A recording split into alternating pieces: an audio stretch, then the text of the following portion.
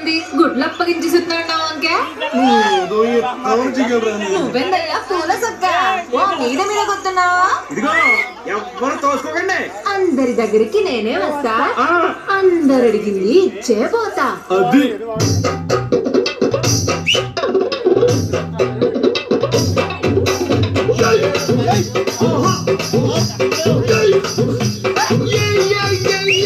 ముద్దు పెట్టవే జిగలు రాని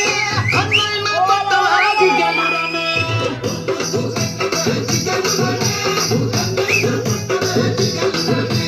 ముద్దేమో మనసభకి పెట్టేశానే